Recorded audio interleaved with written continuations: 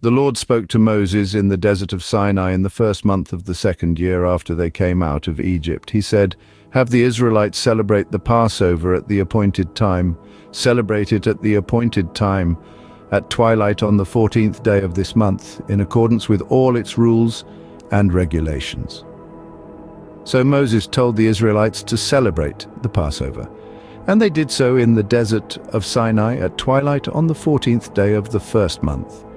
The Israelites did everything just as the Lord commanded Moses, but some of them could not celebrate the Passover on that day because they were ceremonially unclean on account of a dead body.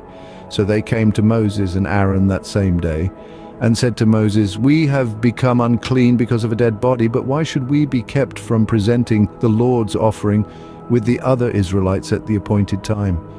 Moses answered them, "Wait until I find out what the Lord commands concerning you." Then the Lord said to Moses, "Tell the Israelites, when any of you or your descendants are unclean because of a dead body or are away on a journey, they are still to celebrate the Lord's Passover, but they are to do it on the 14th day of the second month at twilight. They are to eat the lamb together with unleavened bread and bitter herbs.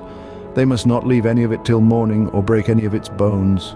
When they celebrate the Passover, they must follow all the regulations, but if anyone who is ceremonially clean and not on a journey fails to celebrate the Passover, they must be cut off from their people for not presenting the Lord's offering at the appointed time.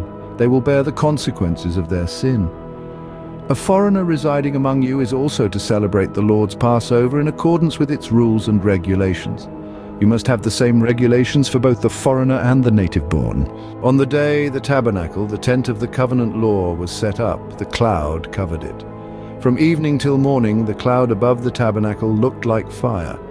That is how it continued to be. The cloud covered it, and at night it looked like fire. Whenever the cloud lifted from above the tent, the Israelites set out. Wherever the cloud settled, the Israelites encamped. At the Lord's command, the Israelites set out, and at his command they encamped. As long as the cloud stayed over the tabernacle, they remained in camp.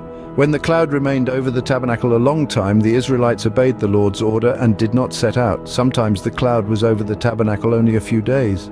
At the Lord's command they would encamp, and then at his command they would set out. Sometimes the cloud stayed only from evening till morning, and when it lifted in the morning, they set out.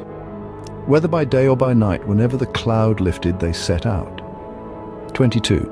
Whether the cloud stayed over the tabernacle for 2 days or a month or a year, the Israelites would remain in camp and not set out.